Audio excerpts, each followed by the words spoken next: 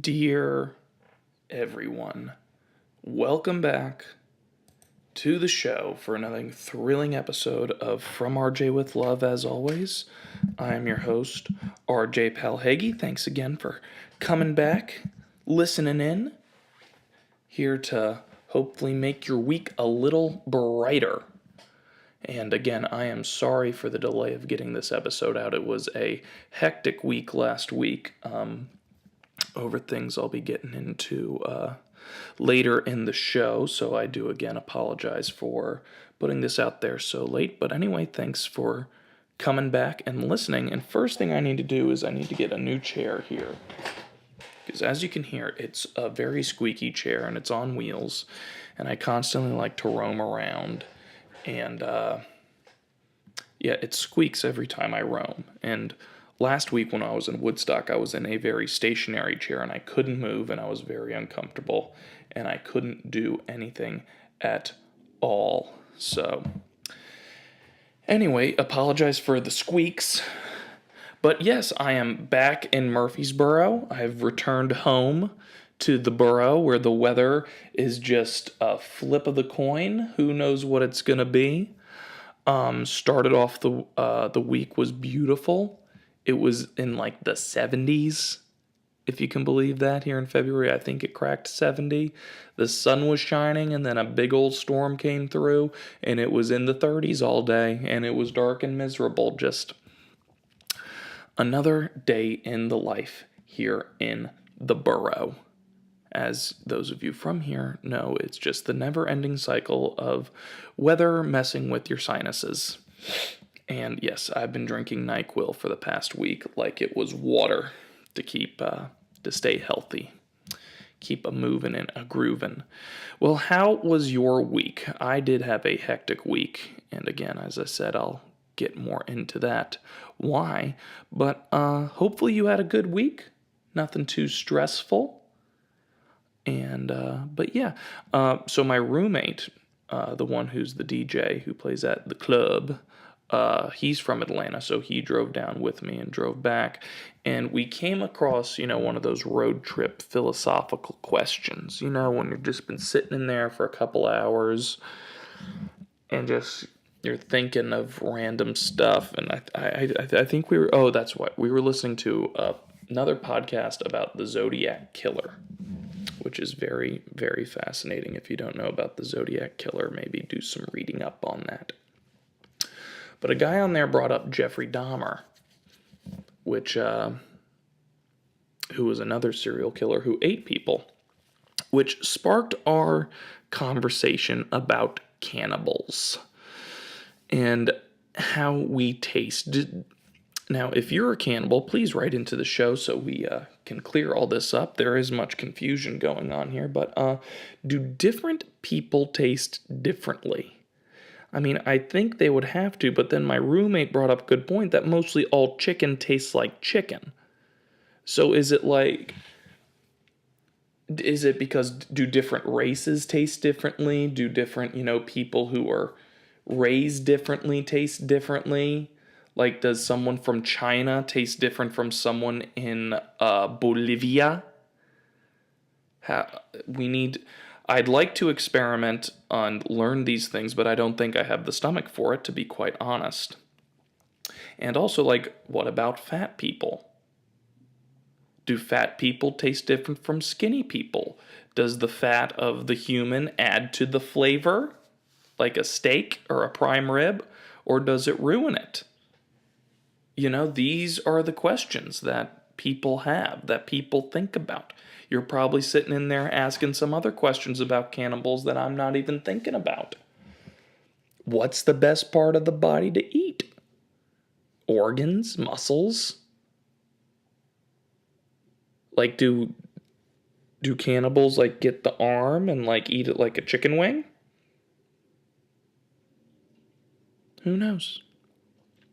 Who knows? Maybe Anthony Hopkins knows. He played Hannibal the Cannibal. He seems like a method actor. Maybe he ate somebody for art. He ate him for art.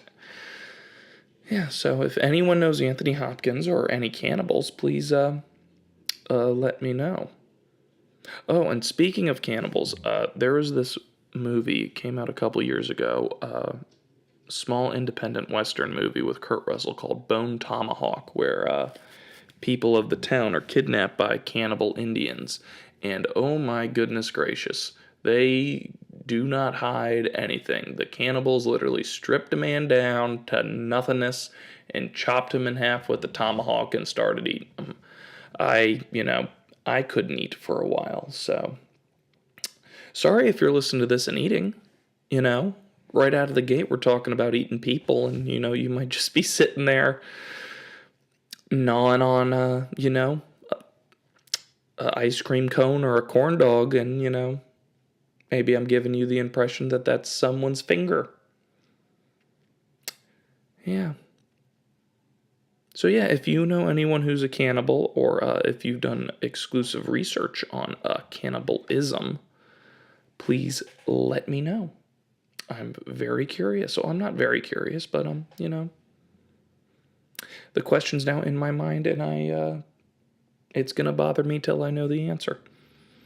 And who knows, I might have to do something drastic to learn that if I get truly desperate. But as long as there is food in the kitchen, I don't think I will jump to that. As long as society keeps a moving, everything is, peachy. World's not ending soon, so no one's going to have to eat anybody in the near future, it seems like. So isn't that good news? Oh, and anyway, after that, when I got back, I went back to work. Marketing for intramurals. I know how excited you all must be hearing that. Back at the table in the student union, watching people. And the boss, the GA, he came out when me and my partner were there to pick up the marketing materials. He goes, "Hey, people the other day had a really good response, and you guys haven't." I'm like, "Well, if you've been listening, you'd know why. Free swag, spin the wheel." We don't have wheels. He goes, "They designed the table. They put the iPad at a caddy corner." I'm like, "Oh, well, fancy." So when we got up there, we decked out this table with our flyers. We made them into a flower pattern. We had the shirt all nice and displayed. We had t-shirts to give out this week, but that wasn't helping. The biggest thing that was helping was the free t-shirts. Especially on college campuses, no one cares what it's for, but they will take a free t-shirt to get a free t-shirt. A girl literally came up to us and be like, "Hey, y'all giving away free t-shirts? Giving away free t-shirts?" And we're like, "Yeah, well, are you interested in playing intramural?" She goes, "No, not really. I'd like a free t-shirt, though." All right, well, here you go. I wonder, that's an experiment I probably could do. I'm going to get a bunch of strange t-shirts that say something nice on the front and only display the front and give it to them.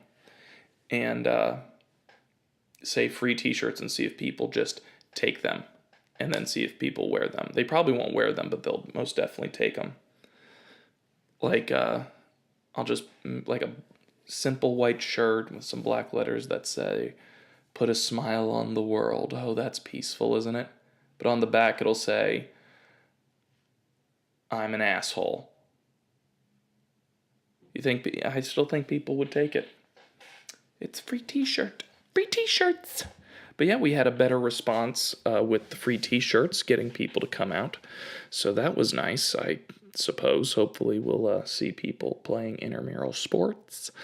But my partner did something very odd. So we're there from about 10 to 1. So we go and get lunch at the restaurants at the student union.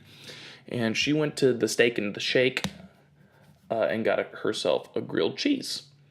Now that's all fine and dandy and all, but she got mayo with it. And I'm like, okay, that's, maybe not the strangest thing. Cheese and mayo go together, on other sandwiches and all. But she poured out the mayonnaise and was dipping the grilled cheese like a sandwich. I'm like, you're a bit of a lunatic, I think, if you need mayonnaise on your grilled cheese that much. She's like, little dip, dip, dip, dip, dip, dip, dip, dip, dip, dip. Little dip, dip, dip, dip, dip, dip, dip, dip. Gotta get my dips. Gotta get my dips of mayonnaise. Oh my goodness, but the people watching has not let me down in the student union. On Tuesday, it was one of those days I brought up earlier where it was in, high 60s, maybe 70 degrees.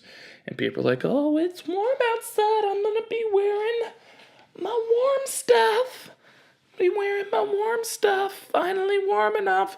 This girl just had her booty hanging out of her nothingness. Just walking out. It's finally warm enough I could air out my ass. Not even a pretty ass. I was like, oh, God, that's rough to eat. Or rough to eat.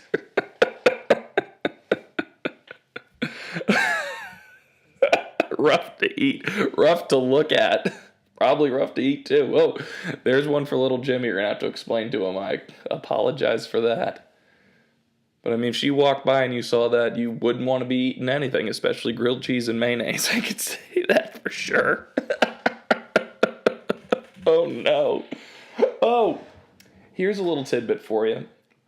Because my microphone picks up all the sounds that I make, I have a clock in my room, to tell me what time it is. And it ticks, so I have to hide it. And it is, there's now a clock sitting in my underwear drawer. And that's all for you all. That is all for you guys, so that you don't have to hear the constant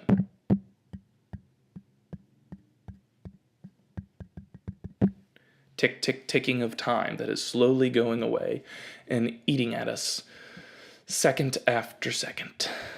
Oh, that was a little dark. Huh. Well, anyway, besides the ass that you wouldn't want to look at while eating or eat in general, the other strange thing was, now, I don't consider myself a fashionable person. I don't follow the latest fashion trends, but I try to dress appropriately, Not like an idiot, just, not casual, but, like if it's a nice event, I'll wear some pants and a nice shirt, just to pass the grade of fashion. If it's nice, I'll dress nice. I'm not, showing off in these fancy fashionista clothes. But what is the deal with ripped jeans?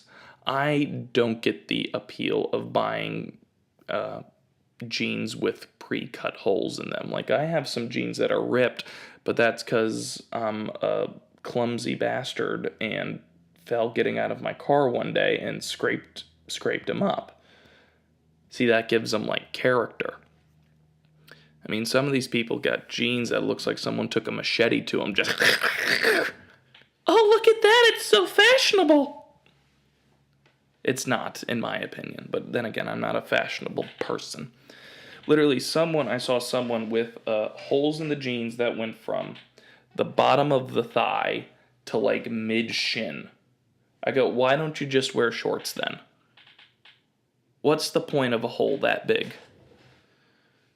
But then, watching people, the ripped jeans were out because they're in fashion. But this girl, I don't know what she was thinking. And I don't know if she saw me and my partner staring, because we were staring at this because it was such a conundrum.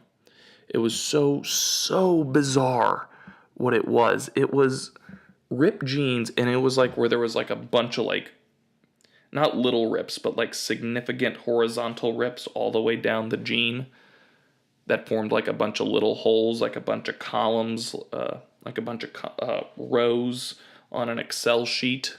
That's what it looked like. But underneath it, she had on fishnets. I'm like, what and the fishnets are like trying to pop out of the jeans. I'm like, maybe she's a dominatrix and she has a shift after her class and she just didn't have time to change. But you want to be showing off your fishnets and your ripped jeans? That seems like contrasting views of the fashion world, if you ask me. It just, the fishnets, it was so bizarre. And in this girl's, well, to knock this girl a little more, she's probably not a listener. She's probably not one that should be wearing the fishnets, you know? Let's just leave it at that. If she's a dominatrix, she's for a special kind of big boned dominatrix group, if that is such a thing. I would not know. That's not my forte. There's another little thing for little Jimmy that you need to talk to him about. Big bone dominatrixes. Wouldn't that be scary? You know? Maybe you are one of these people who enjoy that sort of thing and you want to go try something new. Or, yeah, you just want to try something new. And you go to the dominatrix thing and there's Bloomhilda, who's a solid 330. I shall call you very bad boy. Yeah, but if you toss her a cupcake, I'm sure she'll untie you. Oh, that's bad. I'm sorry. I'm sorry. I'm so sorry. Anyway, the biggest thing with this week was, I think I've mentioned it on here a couple times. I am in and helped direct a murder mystery dinner show. And for those of you in Murfreesboro, I will put the link to tickets on the Facebook page. So please be sure to look at that. It's a great, fun show. We had a great response on Saturday. We had a sold-out show Saturday from the people.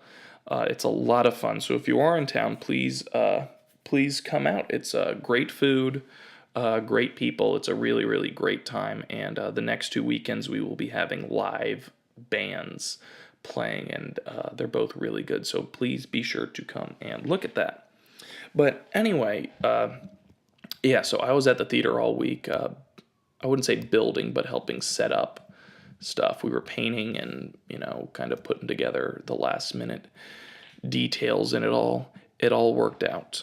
But, so the show happened Saturday. It was very odd. First of all, we didn't sell any tickets on Friday, so we had to cancel. And we're like, oh God, hopefully we get tickets for Saturday. But then Saturday sold out.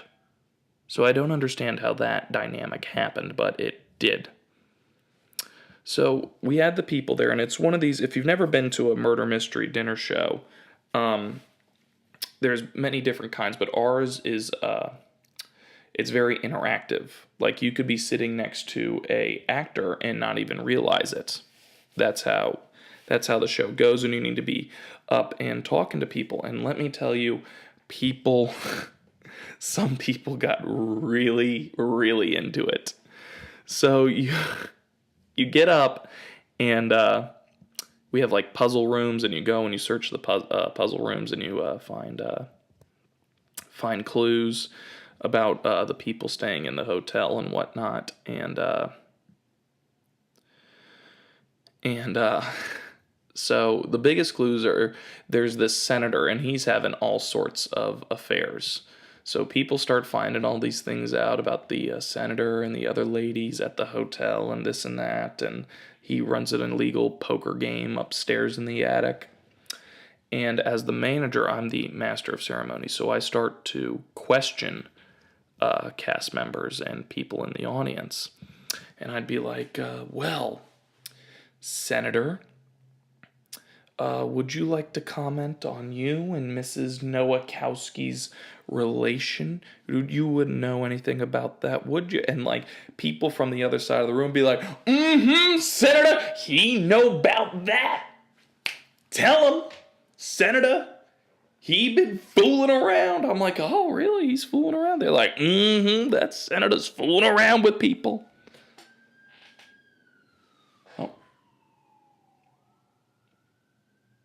Oh, well, if you picked that up, that was a police siren, and I'm glad to know that the police sirens are loud enough to breach through the walls of my house and be picked up by my microphone. How about that? But anyway, yes, the people were really, really into it. I'd be like, Miss Morgan, people say that you're a fraud, and this guy from the other side, yep, she's a fraud, all right. She didn't do whatever. People hollering. But the best part of the show, in my opinion, is I put in this part where I question audience members who aren't in the show to make people think they are in the show. And I had this one lady, I questioned her. I made her a drunk librarian who peed on encyclopedias. And the poor lady, was just distraught. She's like, I've never done anything of the sort like that. I deny it. I would never. People actually thought it was her for some reason. And then one of the girls in the show, the actress, her boyfriend was there. And her mom is the one who's cooking the food for us, and she called us, and she's like, "Hey, RJ, just making sure that his boyfriend is on the list." I go, "Well, what's his name?" She goes, "Tommy with the TH," and I go, "Oh, what?" His name on the list was Tommy. I'm like, "Tommy with an H?" She goes, "Yeah, it's a little strange. He spells it Thomy. First of all, who are these people out here spelling Tommy Thomy? What are you guys a sniffing and a snorting to come up with that?" So I go, "Is there a Thomy here?" He's like, "Oh no, that must be me." Gosh darn right it is Thomy. Seriously, Thomy. I'm sure there's other, like, let's see, weird ways to spell names. I'm Googling this. Let's see here.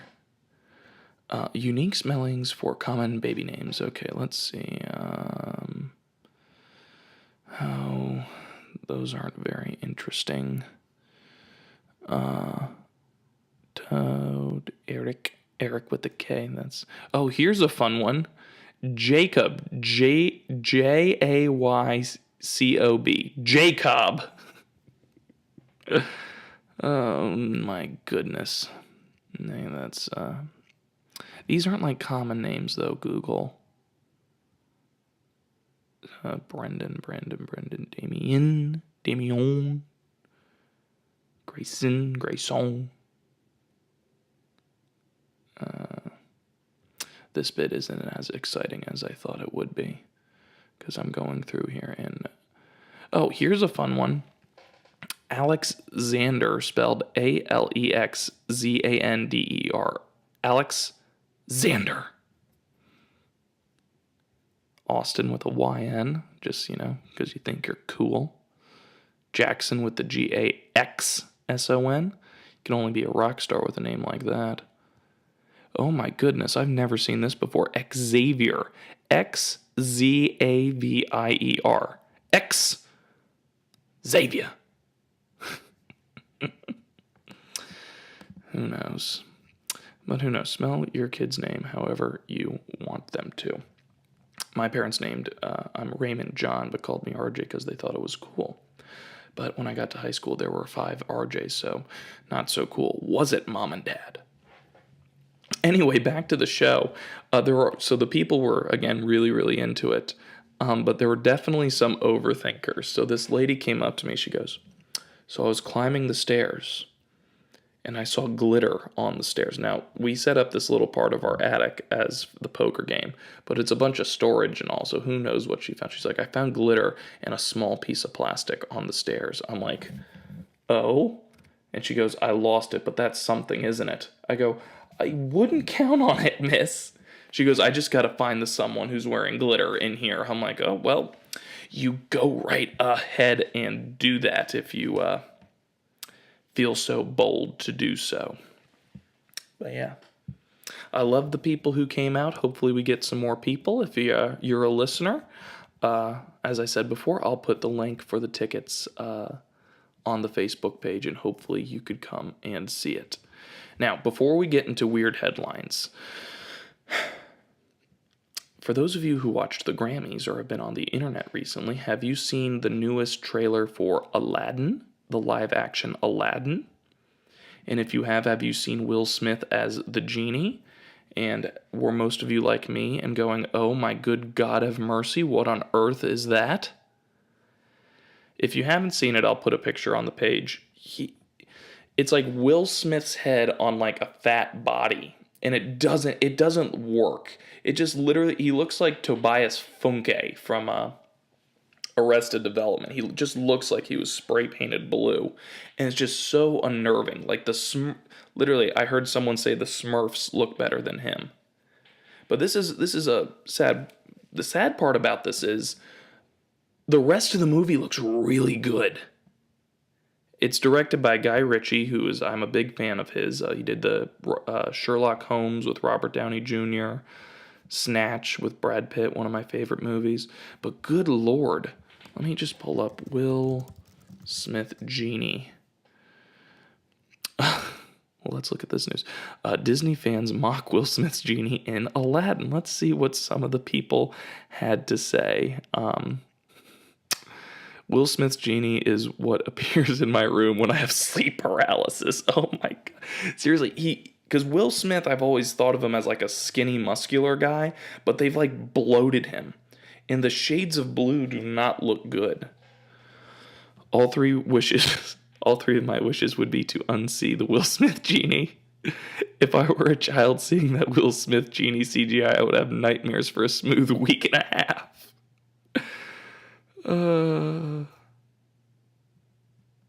At least one person was kind enough to be like, I'll wait before I see the film before casting judgment. But I mean, it is awful looking. Yeah, that Will Smith genie looks a little off, but I reckon in the full thing, it will look wild as heck in a good way. I'm intrigued. So yeah, hopefully that all works out. Let me know what you think of Will Smith's genie. First of all, no offense to you, Mr. Smith, but you can't capitalize on Robin Williams, so I think the best thing to do is just go as different as possible and try not to do what he did. Anyway, let's move on to the weird headlines. What have we got this week? James and the Giant Peach stage prop looks a lot like a giant something else. Oh boy, what does it look like? I didn't see that before, but now that's all I can see when I look at it. Let's scroll down. No picture yet. James and the Giant as the article starts.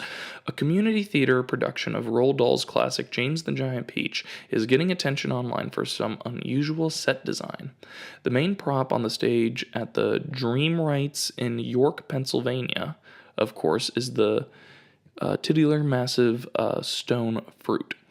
Except some people think it might work better on the stage of the vagina monologues instead of, oh no, oh my God.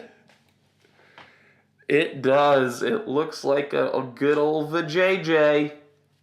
Yep, this is the time for you to turn little Jimmy off. Oh my goodness.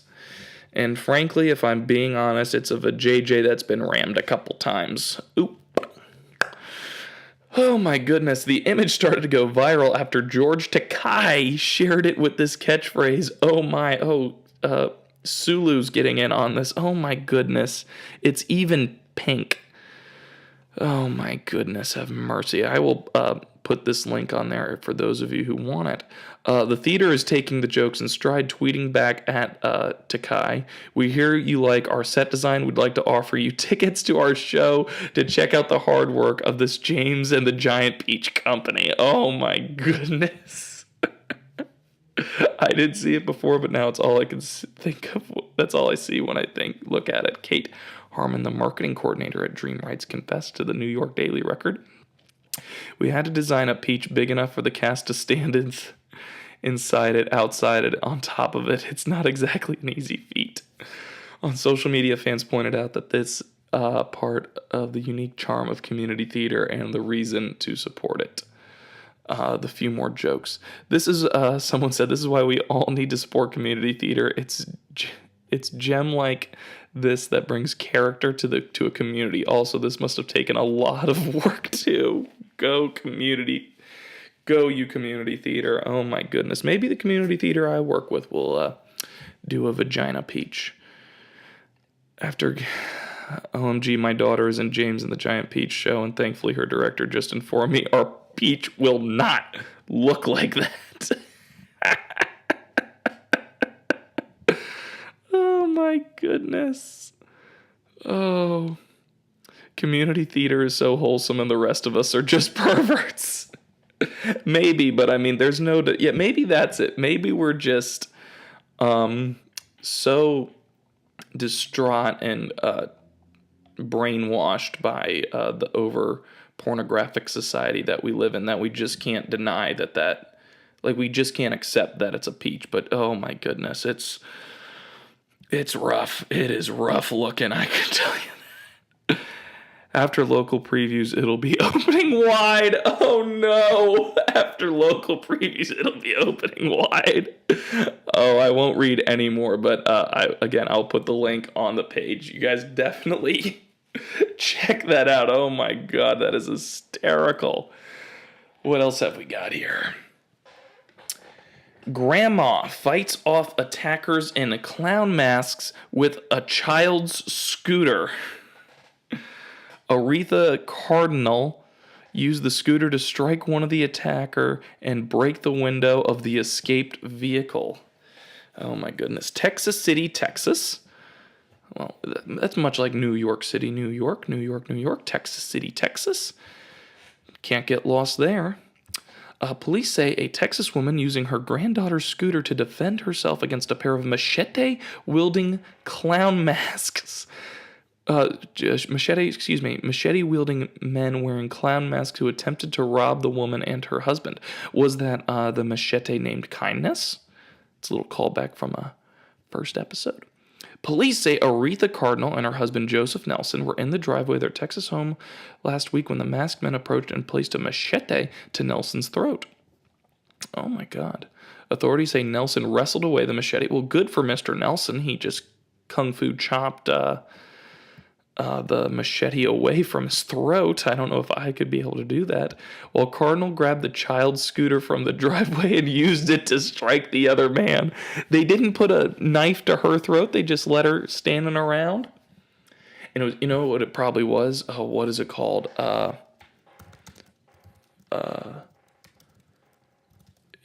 rip scooter.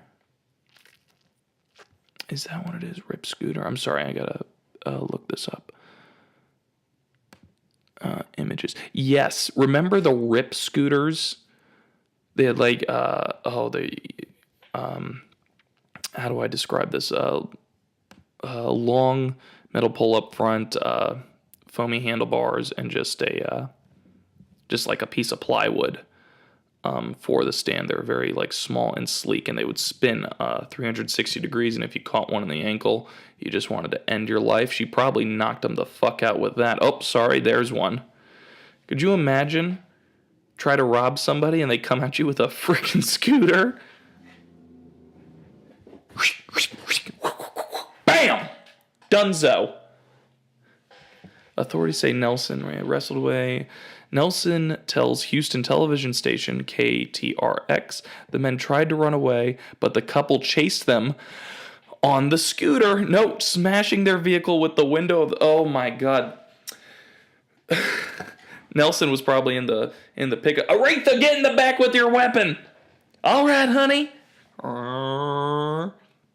She's back there in the bed of the truck wielding that Rip scooter and just whack. Crushed him. The two suspects have been jailed on aggravated robbery charges. How about that? Well, now this grandma may be having forcing people to get what's it called? Conceal scooter licenses. Wouldn't that be something? All right, and the last article, what have we here? Florida news, this heavenly, in quotes, or in apostrophes, quotes, whatever that is, heavenly 20-foot cross washed up on a Florida beach. No one knows where it came from. And that, okay, ladies and gentlemen, I think that's a sign. No matter what, excuse me, no matter what you believe, crosses floating up on beaches in Florida, that could only mean one thing. It's the end of times. Salt Lake City. There's a Salt Lake City, Florida? Where is that? Going to the maps. Let's see what part of Florida this is in. Salt Lake City, Florida. What the heck? Salt Lake City. Visitors of a South... Oh, this article was written in Salt Lake City. My bad. Visitors of a South Florida beach say a giant crush washed up ashore might be a heavenly sign. Oh my god. That's nuts. This thing is ginormous. Where was this? However, no one knows where the cross came from. People have suggested possibly Puerto Rico, others the Keys. Oh, that's possible with the storms and all, but I don't know, ladies and gentlemen. Maybe this is a sign. This is a sign we got to start battening down the hatches. Battening down the hatches and get ready to start eating people. Whoever's doing that research on what people taste good, let me know, because we may need to use it soon. Jesus sending warnings. You know? Maybe Atlantis is coming back to take us over, and only Jason Momoa could save us. Who knows? Anyway, time for this week's emails. Again, if you want to reach the show, send us an email at fromrjwithlove@gmail.com, and it will be read on the show. You can send in anything about anything, and this week's email is titled Love the Show. Oh, well, thank you. And it says, long time, first time. I guess he's a long-time listener and a first-time writer. I guess, yes, he is a first-time writer. And I guess he's been listening to all 3 episodes. Thank you, sir. Just wondering what your best/funniest story from refereeing intramural sports is. Thanks for taking my call. I'll hang up and listen. Well, thank you so much for writing in. And that is a great query you have, because there are so many stories. And I will leave you with 2. I was out there supervising, and we have a policy against emotional support animals. The university does not recognize an emotional support animal as a service dog. We would never, turn away a service dog, have some poor blind asshole out there wandering the fields while flag football's going on while his German Shepherd is outside the gate. No, we would never do that. But it was early in the semester, so a lot of new freshmen, and, freshmen, they're out there with new friends, so they got to show off and look cool, because I'm in college now, and I'm an adult, and I'm away from mom and dad, and they don't realize that their dumbass actions are going to get them in trouble. So this girl comes wandering out with her dog, and we have our protocols, so I go out there as one of the supervisors. I go, "Hi, ma'am, I'm so sorry, there's no dogs allowed out here." She goes, "Oh, it's a service animal." I go, "Oh, well, the dog didn't have any service, identifiers." I go, I forget the proper wordage of what I need to say, but it's along the lines of, "Can I see what service he provides, or if you don't mind disclosing that to me?" "Oh, well, he's an emotional support dog, sir." Very snarky right out of the gate. I'm trying to be nice. And I'm just like, well, the university doesn't, She goes, "Well, Tennessee law states that you can't he's certified. I have the certificate." I go, "Okay, I'll give you the benefit of the doubt. I will go and check on our stuff for you on our document." She goes, "Thank you," and she goes off.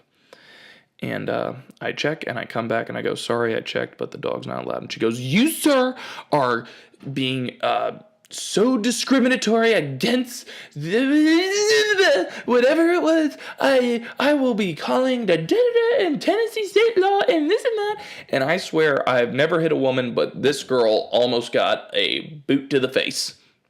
She would have needed some emotional support after that. But long story short, she got